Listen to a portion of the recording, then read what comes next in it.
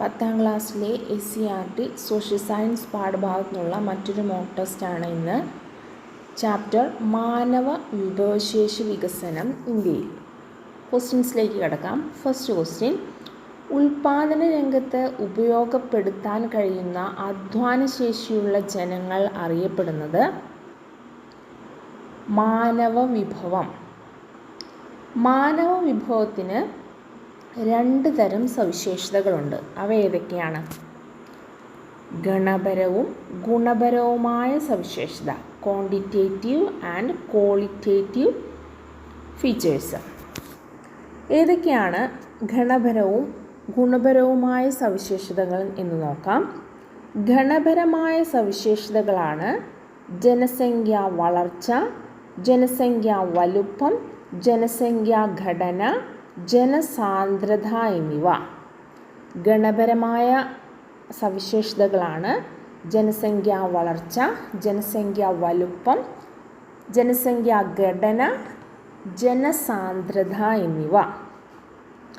ഗുണപരമായ സവിശേഷതകളാണ് വിദ്യാഭ്യാസം, വിദ്യാഭ്യാസവും ആരോഗ്യപരിപാലനവും. വിദ്യാഭ്യാസവും ആരോഗ്യപരിപാലനവുമാണ് ഗുണപരമായ സവിശേഷതകൾ. ഇന്ത്യയിൽ സെൻസസ് പ്രവർത്തനങ്ങൾക്ക് നേതൃത്വം നൽകുന്നത് population registrar general and census commissioner. ഇന്ത്യയിൽ സെൻസസ് പ്രവർത്തനങ്ങൾക്ക് നേതൃത്വം നൽകുന്നത് population registrar general and census commissioner. ഇന്ത്യയിൽ ജനസംഖ്യാ കണക്കെടുപ്പ് നടക്കുന്നത് 10 വർഷത്തിലൊരിക്കലാണ്. ഇന്ത്യയിൽ ജനസംഖ്യാ കണക്കെടുപ്പ് നടക്കുന്നത് 10 വർഷത്തിലൊരിക്കലാണ്. ഇന്ത്യയിൽ അവസാനമായി ജനസംഖ്യാ വിവരങ്ങൾ ശേഖരിച്ചത് 2011 സ്വതന്ത്ര ഇന്ത്യയിലെ എത്രാമത്തെ സെൻസസ് ആണ് 2011 നടന്നത്? 7ാമത്തെ സെൻസസ്. സ്വതന്ത്ര ഇന്ത്യയിലെ 7ാമത്തെ സെൻസസ് ആണ് 2011 നടന്നത്. 2011 സെൻസസ് പ്രകാരമുള്ള വിവരങ്ങൾ എന്തൊക്കെയാണെന്ന് നോക്കാം.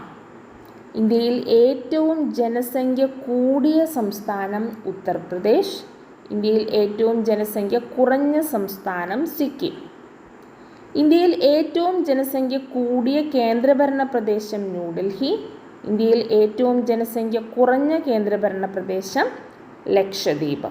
അപ്പോൾ ജനസംഖ്യ കൂടിയത് ഉത്തർപ്രദേശ്, കുറഞ്ഞത് സിക്കിം. ഇനി ജനസംഖ്യ കൂടിയ കേന്ദ്രഭരണ പ്രദേശം ന്യൂഡൽഹി, കുറഞ്ഞ കേന്ദ്രഭരണ പ്രദേശം ലക്ഷദ്വീപ്. ഇന്ത്യയുടെ ജനസാന്ദ്രത എത്രയാണ്?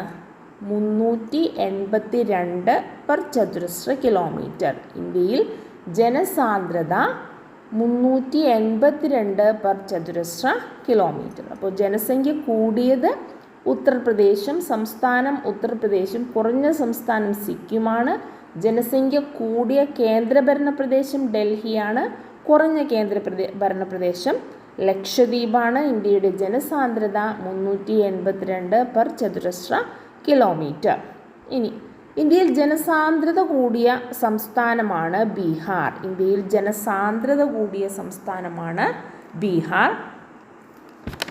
ജനസാന്ദ്രത കൂടിയ സംസ്ഥാനം ബീഹാർ. ഇന്ത്യയിൽ ഏറ്റവും ജനസാന്ദ്രത കുറഞ്ഞ സംസ്ഥാനം അരുണാചൽ പ്രദേശ്.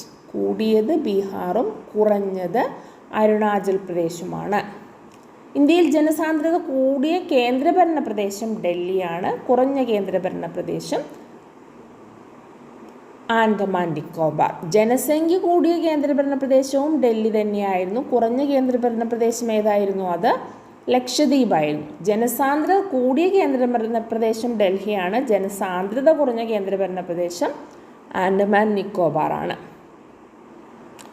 ഇന്ത്യയിൽ ജനസാന്ദ്രത കൂടിയ സംസ്ഥാനം ബീഹാറും കുറഞ്ഞ സംസ്ഥാനം അരുണാചൽ പ്രദേശുമാണ്.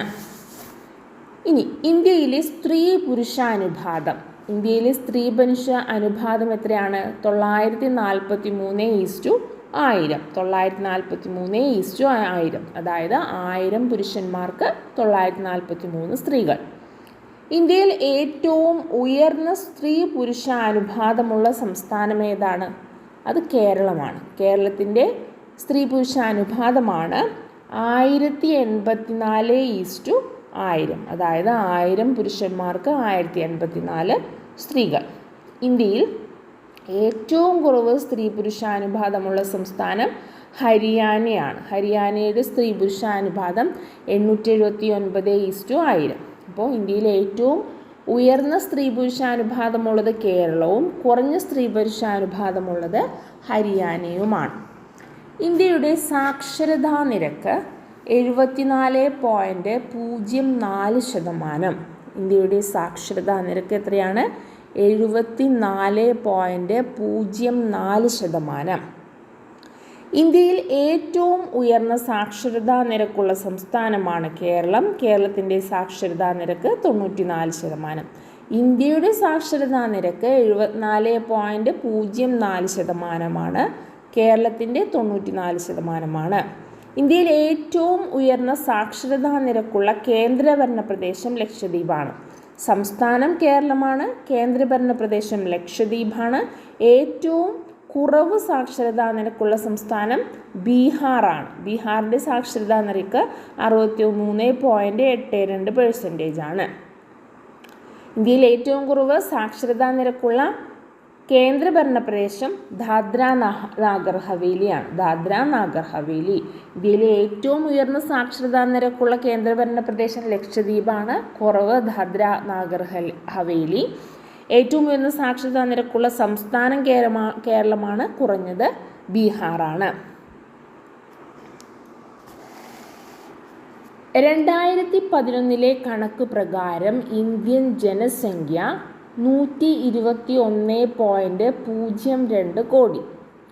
2011 സെൻസസ് പ്രകാരം ഇന്ത്യൻ ജനസംഖ്യ 121.02 കോടി. ലോക ജനസംഖ്യയുടെ എത്ര ശതമാനം ഇന്ത്യയിലാണ്? ലോക ജനസംഖ്യയുടെ 17.5% ഇന്ത്യയിലാണ്. ലോക ജനസംഖ്യയുടെ എത്ര ശതമാനം ഇന്ത്യയിലാണ്? ലോക ജനസംഖ്യയുടെ 17.5% ഇന്ത്യയിലാണ്. ലോക ജനസംഖ്യയിൽ ഒന്നാം സ്ഥാനം ചൈനയ്ക്കാണ്. ലോക ജനസംഖ്യയുടെ എത്ര ശതമാനം ഇന്ത്യയിലാണ്? 17.5% ഇന്ത്യയിലാണ്. ലോക ജനസംഖ്യയിൽ ഒന്നാം സ്ഥാനം ചൈന, രണ്ടാം സ്ഥാനം ഇന്ത്യ. ലോകരാജ്യങ്ങളുടെ സ്ഥലവിസ്തൃതിയിൽ ഇന്ത്യയുടെ സ്ഥാനം 7ആണ്. ലോക വിസ്തൃതിയുടെ എത്ര ശതമാനമാണ് ഇന്ത്യയുടെ വിസ്തൃതി? 2.4. ഇപ്പോൾ ലോക ജനസംഖ്യയുടെ എത്ര ശതമാനമാണ് ഇന്ത്യ? ജനസംഖ്യയുടെ 17.5% ഇന്ത്യയിലാണ്. ലോക വിസ്തൃതിയുടെ എത്ര ശതമാനമാണ് ഇന്ത്യയുടെ വിസ്തൃതി? 2.4%. ലോക വിസ്തൃതിയുടെ 2.4% ഇന്ത്യയുടെ വിസ്തൃതി. ഒരു ചതുരശ്ര കിലോമീറ്റർ പ്രദേശത്ത് താമസിക്കുന്ന ജനങ്ങളുടെ എണ്ണം അറിയപ്പെടുന്നത് ജനസാന്ദ്രത. ഐക്യരാഷ്ട്രസഭയുടെ വികസന പരിപാടിയുടെ ആഹ്വാനമനുസരിച്ച് ലോക ജനസംഖ്യാ ദിനമായി ആചരിക്കുന്നത് ജൂലൈ 11. ലോക ജനസംഖ്യാ ദിനം ജൂലൈ 11. ജനസംഖ്യ, അതിൻ്റെ എണ്ണത്തിൽ വരുന്ന മാറ്റം, ജനസംഖ്യ, ഘടനാപരമായ സവിശേഷതകൾ തുടങ്ങിയവ വിശകലനം ചെയ്യുന്ന സാമൂഹ്യ ശാസ്ത്ര ശാഖയാണ് ജനസംഖ്യാശാസ്ത്രം അഥവാ ഡെമോഗ്രഫി. ഏതാണ് ശാസ്ത്രശാഖ? ഡെമോഗ്രഫി അഥവാ ജനസംഖ്യാശാസ്ത്രം. ലോക ജനസംഖ്യയായി ജൂലൈ 11 ആചരിച്ചു തുടങ്ങിയ വർഷം 1989. ലോക ജനസംഖ്യ 500 കോടി തികഞ്ഞത് 1987 ജൂലൈ 11. അപ്പോൾ ലോക ജനസംഖ്യ 500 കോടി തികഞ്ഞത് 1987 ജൂലൈ 11. ജൂലൈ 11 ലോക ജനസംഖ്യാ ദിനം. ലോക ജനസംഖ്യാ ദിനമായ ജൂലൈ 11 ആചരിച്ചു തുടങ്ങിയത് 1989. ഒരു പ്രദേശത്തെ ജനസംഖ്യയിൽ നിശ്ചിത കാലയളവിൽ ഉണ്ടാകുന്ന വർധനവാണ് ജനസംഖ്യാ വളർച്ച. ആകെ ജനസംഖ്യയിൽ 1000 പേർക്ക് എത്ര കുഞ്ഞുങ്ങൾ ജീവനോടെ ജനിക്കുന്നു എന്ന് സൂചിപ്പിക്കുന്നത് ജനനനിരക്ക്. ആകെ ജനസംഖ്യയിൽ 1000 പേരിൽ എത്ര മരണങ്ങൾ നടക്കുന്നു എന്നുള്ളത് അറിയപ്പെടുന്നത് മരണനിരക്ക്. ഒരു പ്രദേശത്ത് നിന്നും ജനങ്ങൾ മറ്റൊരു പ്രദേശത്തേക്ക് താമസം മാറ്റുന്നത് കുടിയേറ്റം. ജനസംഖ്യയെ വിവിധ പ്രായക്കാരുടെ ഗ്രൂപ്പുകളാക്കി തിരിച്ച് ആകെ ജനസംഖ്യയിൽ ഓരോ ഗ്രൂപ്പും എത്രയെന്ന് ആനുപാതികമായി വിശേഷിപ്പിക്കുന്നതാണ് പ്രായഘടന. 2011 സെൻസസ് അടിസ്ഥാനമാക്കിയുള്ള ഇന്ത്യയുടെ പ്രായഘടന നോക്കാം. 4 വയസ്സുവരെ 9.7%. 4 വയസ്സുവരെ 9.7%. 5 മുതൽ 9 വയസ്സുവരെ 9.2%. അപ്പോൾ 4 വയസ്സുവരെ 9.7%, 5 വയസ്സ് മുതൽ 9 വയസ്സുവരെ 9.2%, 10 വയസ്സ് മുതൽ 14 വയസ്സുവരെ 10.5%. 10 വയസ്സ് മുതൽ 14 വയസ്സുവരെ 10.5%, 15 വയസ്സ് മുതൽ 59 വയസ്സുവരെ 62.5%, 15 വയസ്സ് മുതൽ 59 വയസ്സ് വരെ 62.5%, 60 മുതൽ എത്ര ശതമാനമാണ്? 60-ന് മുകളിൽ 8%. 60-ന് മുകളിൽ 8% 60-ന് മുകളിൽ. അപ്പോൾ 2011 സെൻസസ് അടിസ്ഥാനമാക്കിയുള്ള പ്രായഘടന 4 വയസ്സ് വരെ 9.7%, 5 മുതൽ 9 വയസ്സ് വരെ 9.2%, 10 മുതൽ 14 വയസ്സ് വരെ 10.5%, 15 മുതൽ 59 വയസ്സ് വരെ 62.5%, 60 വയസ്സിന് മുകളിൽ 8%. 15 വയസ്സിനും 59 വയസ്സിനുമിടയിൽ പ്രായമുള്ളവരിൽ തൊഴിലുള്ളവരും തൊഴിലന്വേഷകരുമായവരുടെ എണ്ണവും ആകെ ജനസംഖ്യയും തമ്മിലുള്ള അനുപാതം അറിയപ്പെടുന്നത് തൊഴിൽ പങ്കാളിത്ത നിരക്ക്. 14 വയസ്സുവരെയുള്ളവരും 60 വയസ്സിന് മുകളിൽ ഉള്ളവരുമായ ആശ്രയത്വ വിഭാഗത്തിൽപ്പെടുന്നവരുടെ ആകെ ജനസംഖ്യയുടെ അനുപാതം അറിയപ്പെടുന്നത് ആശ്രയത്വ നിരക്ക്. ആശ്രയത്വ നിരക്ക് വർദ്ധിക്കുന്നത് എന്തിന് കാരണമാകും? ആളോഹരി വരുമാനം കുറയുന്നതിന് കാരണമാകുന്നു. ആശ്രയത്വ നിരക്ക് വർദ്ധിക്കുന്നത് ആളോഹരി വരുമാനം കുറയുന്നതിന് കാരണമാകുന്നു. 1000 പുരുഷന്മാർക്ക് എത്ര സ്ത്രീകൾ എന്നത് അറിയപ്പെടുന്നത് സ്ത്രീ പുരുഷ അനുപാതം.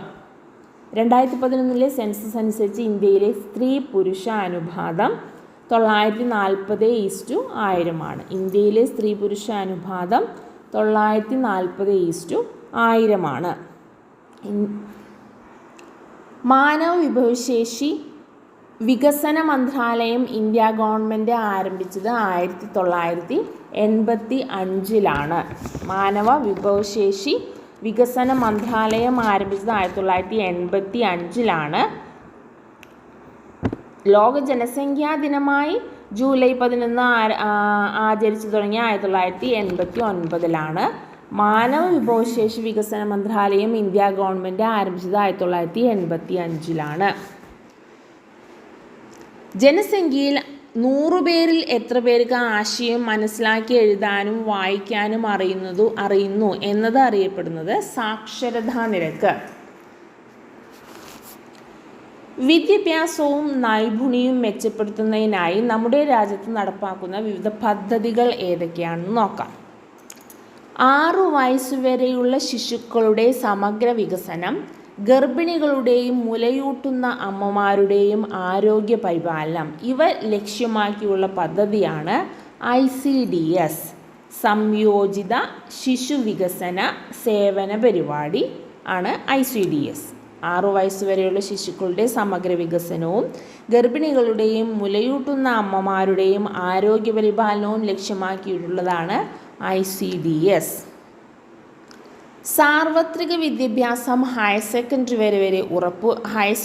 വരെ ഉറപ്പുവരുത്തുക, തൊഴിലധിഷ്ഠിത വിദ്യാഭ്യാസം പരിപോഷിപ്പിക്കുക, SCERT, ഡയറ്റ് തുടങ്ങിയ അധ്യാപക പരിശീലന കേന്ദ്രങ്ങൾ ശക്തിപ്പെടുത്തുക ഇവ ലക്ഷ്യമാക്കിയുള്ള പദ്ധതിയാണ് SSA, സർവശിക്ഷ അഭിയാൻ.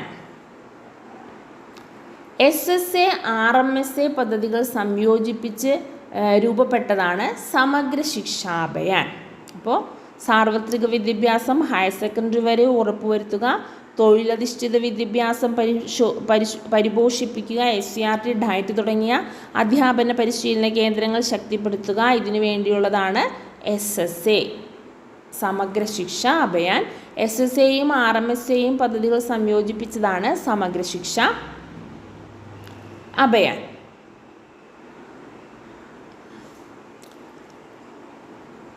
നെക്സ്റ്റ് ഉന്നത വിദ്യാഭ്യാസ ലഭ്യത വർദ്ധിപ്പിക്കുക, ഉന്നത വിദ്യാഭ്യാസത്തിൻ്റെ ഗുണനിലവാരം ഉയർത്തുക. ഇവ ലക്ഷ്യം വെച്ചുള്ള പദ്ധതിയാണ് രാഷ്ട്രീയ ഉച്ചതൽ ശിക്ഷാ അഭിയാൻ. അപ്പോൾ ഉന്നത വിദ്യാഭ്യാസത്തിന് വേണ്ടിയുള്ളതാണ് ഏത്? രാഷ്ട്രീയ ഉച്ചതൽ ശിക്ഷാ അഭിയാൻ. യുവജനങ്ങളുടെ തൊഴിൽ നൈപുണ്യം മെച്ചപ്പെടുത്തുക, തൊഴിൽ വൈദഗ്ധ്യം നേടിയവരുടെ ലഭ്യത ഉറപ്പുവരുത്തുക. ഇവ ലക്ഷ്യം വെച്ചുള്ള പദ്ധതിയാണ് national skill development and monetary reward scheme. National skill development and monetary reward scheme. തൊഴിൽ നൈപുണ്യം നേടിയ ജനങ്ങളുടെ കുറവ് പരിഹരിക്കുന്നതിനായി നിർമ്മാണം, ടൂറിസം, ബാങ്കിംഗ്, എഞ്ചിനീയറിംഗ് തുടങ്ങിയ മേഖലകളിൽ വിദഗ്ധ പരിശീലനം നൽകുന്ന സ്ഥാപനമാണ് NSDC, national skill development corporation. വിദ്യാഭ്യാസം മൗലികാവകാശമാക്കിക്കൊണ്ട് വിദ്യാഭ്യാസ അവകാശ നിയമം ഇന്ത്യ പാസാക്കിയ വർഷം 2009. വിദ്യാഭ്യാസ അവകാശ നിയമം വഴി ഭരണഘടന ഉറപ്പു നൽകുന്നത് എല്ലാവർക്കും പ്രാഥമിക വിദ്യാഭ്യാസം. ലോകാരോഗ്യ സംഘടനയുടെ നിർവചനമനുസരിച്ച് ശാരീരികവും മാനസികവും സാമൂഹികവുമായ സുസ്ഥിതി അറിയപ്പെടുന്നത് ആരോഗ്യം. മികച്ച ഡോക്ടർമാരുടെ സേവനവും ആധുനിക ചികിത്സാ സൗകര്യവും ലഭ്യമാക്കുന്നതിൻ്റെ ഭാഗമായി ആരംഭിച്ച സ്ഥാപനമാണ് all India institute of medical science. ഗുണമേന്മയുള്ള ആരോഗ്യ സേവനങ്ങൾ എല്ലാവർക്കും ലഭ്യമാക്കുന്നതിന് വേണ്ടി ഗ്രാമീണ തലത്തിൽ പ്രവർത്തിക്കുന്ന സ്ഥാപനമാണ് ദേശീയ ഗ്രാമീണ ആരോഗ്യ മിഷൻ. ഗുണമേന്മയുള്ള ആരോഗ്യ സേവനങ്ങൾ എല്ലാവർക്കും ലഭ്യമാക്കുന്നതിന് വേണ്ടി നഗരത്തിൽ പ്രവർത്തിക്കുന്ന സ്ഥാപനമാണ് ദേശീയ നഗരാരോഗ്യ മിഷൻ. ഇന്ത്യയുടെ ആയുർദൈർഘ്യം 66.1%. ഇന്ത്യയുടെ ആയുർദൈർഘ്യം 66.1. ശരാശരി എത്ര വയസ്സുവരെ ഒരു വ്യക്തി ജീവിച്ചിരിക്കുന്നു എന്ന് അറിയപ്പെടുന്നതാണ് ആയുർദൈർഘ്യം.